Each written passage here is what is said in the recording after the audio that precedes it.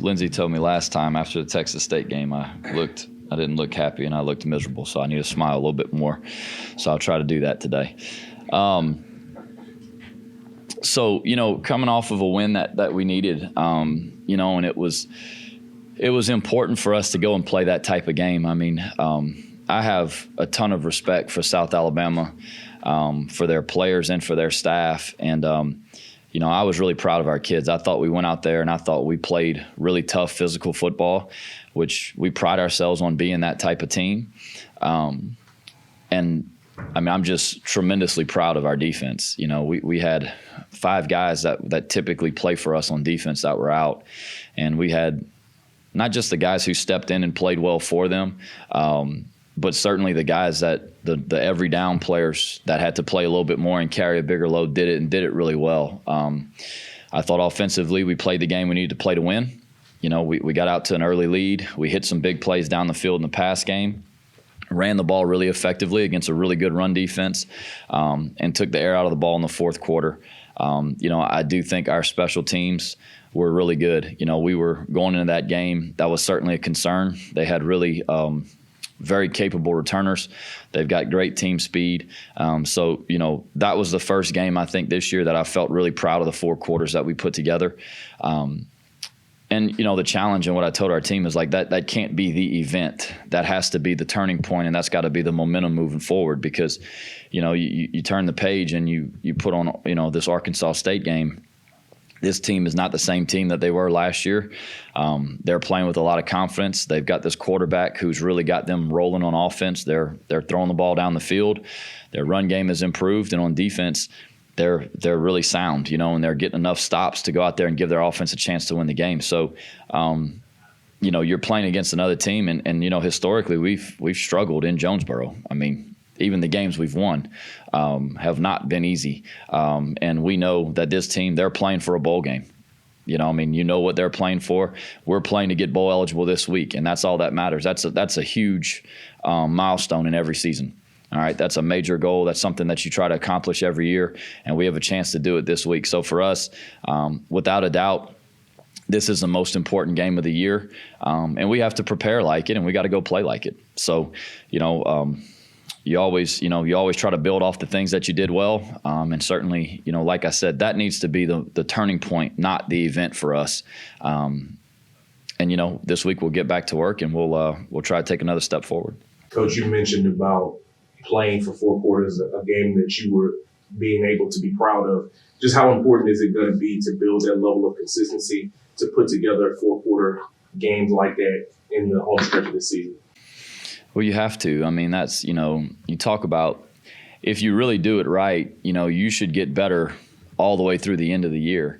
It doesn't matter if you have an old team, a veteran team, or a young team, particularly, though, when you have a young team, you need to continue to get better to build momentum going into the end of the year and into the offseason. But, for us, we're in position to go and do something significant in November, which is that's what you start out to do, right? You want to get to November with a shot, and we have a chance.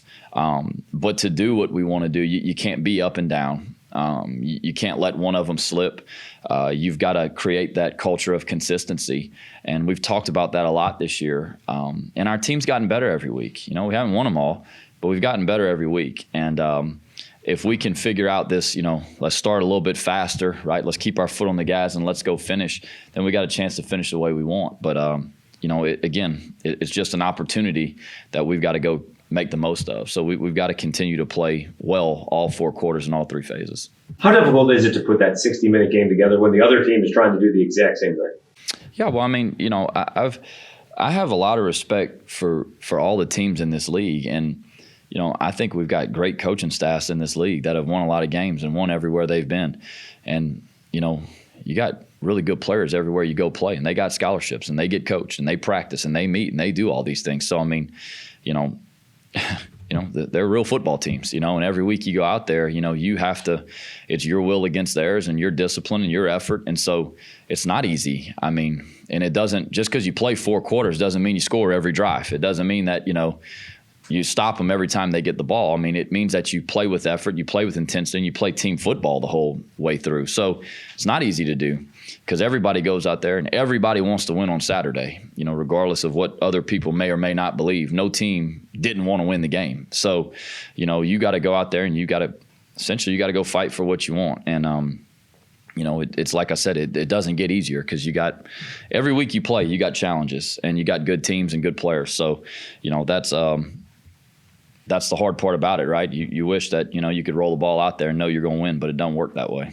You got a bunch of points, sacks, turnovers, fourth down stop. How big was the 3rd and 10 play to Neil Johnson to keep that drive going, which 2 plays later, Caboti had the touchdown? We had some huge 3rd down conversions in that game. Jake's touchdown was a 3rd down. Pete had a huge 3rd down conversion on a dig across the field that, Zion did a really good job and slid the pocket and threw it to him. That ended up leading to points. The conversion to Neil was a really good job. I mean, it was a flat route that they kind of cut loose on the motion, and quarterback did a really good job. That's where the progression starts. He started there. They cut it loose. He threw it to it. Neil did a great job getting the 1st down, get a touchdown off of that, which was to answer their 2nd touchdown of the half, which was huge. We needed it really bad. But even at the end of the game, when we're trying to take the air out of it, we converted some big 3rd downs and got some 1st downs that did not lead to points, but flipped the field, allowed us to eat another couple minutes off the clock and kind of keep the thing on ice a little bit. So, our 3rd down conversions, it was a little bit lower than our goal, which is around 50%. But, at the end of the game, I wasn't going to put the ball in jeopardy and do some of those things. I thought when we needed them, we did a really good job and got some. Coach, why do you think the Cajuns struggle when they go to Jonesboro? Is there something about just the atmosphere, or what is it? Any idea? I think they play really well at home. I mean, that this has been a rivalry for a long time now. I mean, I'm sure it started before I got here as a player, but whenever I played here, I mean, it was – hell, no one ever won on the road. I mean, it was always you won at home, and that was kind of all it was. So, I think that there's a little bit of that. I think they play really well at home. They've got a great place. They've got a great atmosphere there. I think, their fans show up and support it. And I think they're always a good team. They're a well-coached, good football team. It's not easy to take them whenever you're playing good teams. Coach Cameron Whitfield, 3.5 sacks, 3 forced fumbles. Just kind of talk about the performance that he had. Kind of being a lightning start for your defense? I thought it was pretty good. Yeah, I hope we can keep doing that. It was Cam's played well for us all year. Going into that game, we knew and he knew he was going to have to play more with Tyler Guidry out right now. So, for us it was you try to challenge players and you try to get them to understand the opportunities that they have and what we need them to do. And, it's always fun when they step up to the challenge and play really well. And Cam's a guy that works really hard. He's got a lot of ability. This year he's grown up tremendously and played really well for us in spots. He was ready for the moment. And certainly, I mean, my goodness, he did a great job, and I'm sure Cam will be the first to tell you it's never just one person. I mean, great coverage on the back end, makes them hold the ball. One of them, the touchdown, Bayless does a great job on the other edge, gets the quarterback to step up, tighten the pocket. Cam just keeps playing. Coverage is good on the back end. He comes in and does exactly what he's taught to do. He wraps up, swats with the other hand, ball comes out, and we were able to scoop and score it. So, it's coaching, right? Being coached the right way to do it the right way. It's taking coaching, right? And having the humility to be coached every day, to go out there and go do it the way you're supposed to. It takes ability naturally, and it takes your team.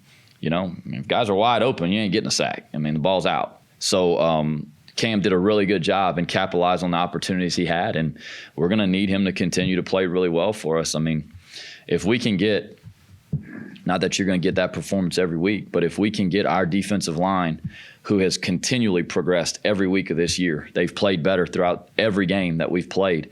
If we can continue to get them to grow and develop and play better week in and week out, you've always got a chance when you play great defense.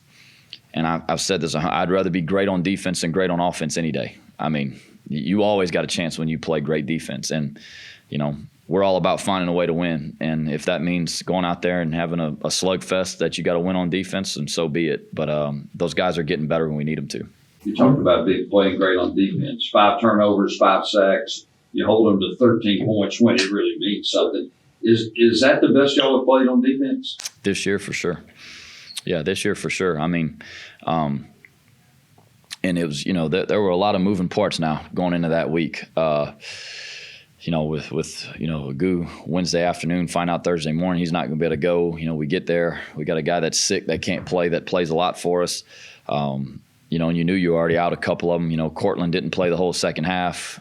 KC didn't play the whole second half. That was just, it was really well done. And I mean, hats off, our defensive staff. They had those guys ready to go. They had them ready to play. And, when you got a bunch of players, right, that are fighters, that are gritty, that are tough, you always got a shot, man. And our guys, they don't see why they shouldn't be successful. They don't see why they shouldn't be able to go out there and go play well. And, when you play with that type of confidence and toughness, you always got a chance. So that was the best they've played all year on defense. And we needed it. I mean, that was a really good offense, a really good football team. I know it's still very early in the week. Do you have injury updates on any of those guys? No, we don't. As far as when you looked at film, who played well, like who stepped up, like in the secondary wise, that made that happen, what you just described, even though on paper it looked kind of iffy going with all those injuries? It's total effort, right? And it always is. You know what I mean? Like it's defense is football's funny, right? You can have 10 guys exactly doing what they're supposed to do, and you got one of them that screws it up or is on the wrong page. It's a touchdown, right? I mean, that's the way it works. It was a total effort, and it was a collective effort. It's the communication on the back end. T. Lou has done a great job all year of communicating and leading on the back end. Tyree Skipper played really well. Jalen Clark played 50-something plays, I think, on defense. That's the most he's ever played really well. Keon Martin has been a staple for us all year. We made him play in the boundary, which is not ideal for us. He's not the ideal body type for a boundary corner. He doesn't care. To him, it's corner, and he's going to go play, and he's going to go hook it up, and he's going to scrap. He did that. Our linebackers played really good in their drops. They dropped in the windows, kept things in front of them, rallied to the football. I mean, it's a total effort, I think, whenever you look at it. T. Lou's 2 interceptions were huge, obviously. But, really on the back end, for the most part, certainly there's exceptions here and there. There always are, right? But those guys on the back end, just collectively as a group, we're all on the same page. We didn't give up a bunch of big ones that ended up really hurting you. We were able to get the ball on the ground even when they did complete it and get some yards, and you play the next play. So just collectively, I thought it was a great effort, from all those guys in coverage. It allowed us. I mean, we played 3 or 4 man fronts. We didn't pressure. We played light boxes, and the coverage was there so that the effort, right, and the second effort and the strain is basically what got home a lot of times. Did Jalen play a different role or just more downs maybe? More. He and Cortland pretty much play the same position. So he played a lot more. Cortland does a lot for us. But we did play some 3 safety stuff against them, in situations, especially at the end of the games. Like, we're not going to be stupid here and give them a big one. So he had to play a lot more, where we had we had T. Lou, we had Skip, and we had Jalen all in there at the same time. Coach, when it comes to you guys' running game, playing extremely well throughout this entire year, how proud have you been of the entire unit, the backs, the offensive line, to put things together to make the run game successful? That's all we heard about last year, was, and we knew it. I mean, we didn't play to the standard that had been set here. And no one ever wants to underachieve. No one ever wants to let your organization down, let your team down. And, we knew that. We knew there were a lot of reasons why. But we were hell-bent this year on getting back to that. And, that offensive line, I mean, I told you guys this in the offseason. They were different from day one. Whenever we got in that indoor and we did our offseason workouts, the focus was totally different. Those guys have strength. They have busted their tails to make sure they're on the field. Every day they have been in there. They've been out there practicing. Those guys don't miss days. They've worked their asses off. Our tight ends play great on the edge, and our running backs. I mean, they've stepped up tremendously this year. You know, I mean, none more than Jacob Caboti. But I mean, Draylon Washington every week pops off some runs that you're just like, man, that's really impressive. You know, Zylan Perry's had his moments, right? He needs to continue to come on. Those guys have continued to get better. And, you know, a lot of it, quarterback makes good decisions. The threat of him as a runner is always something that we're going to use because that's what he's really good at that as well. But I'm really proud of our offense and being able to get that thing back going because if you cut us open to our core, that's who we are and that's who we want to be. And I think that comes down to toughness. And, you know, we've talked about this as a team all year. When people turn on the tape, you know, we want our trademark to be effort and toughness. And nothing says that more than running the football. And, you know, to be able to run the ball against those guys effectively like we did was really something. It was something that we had to go do coming off of that Georgia State game where it wasn't as good as we wanted it. What's Arkansas State, since they made the quarterback change, what are they doing different? What are they doing better? Not doing much different, honestly. It's their scheme is very similar. I mean, they haven't handcuffed this guy now. I mean, he's throwing the ball down the field. They're taking shots down the field. If they get you in one-on-one coverage, they're going to throw it. I mean, it doesn't matter if it's first down or third down. I mean, the 3rd and 1 or first P and 10, you know, off a possession, they're going to throw it over the top if they have a shot to, and they do a good job of it. They've got good receivers. I think what helps a little bit is the threat of him in the run game. You know, where, you know, is it split flow or is it split flow with a zone read? Well, you know, if it's split flow with a zone read, you better have some hats for that. Well, if you have a hat for that and it's split flow and then it creases. So the threat of a quarterback being able to run and being able to be a weapon in the run game is always something that on a defense that's difficult and that's hard. But they haven't changed what they do. I think this kid does a really good job of running the offense. And I think, you know, they give him rein to go out there and go do his thing. And he's done a really good job of that. He's made good decisions.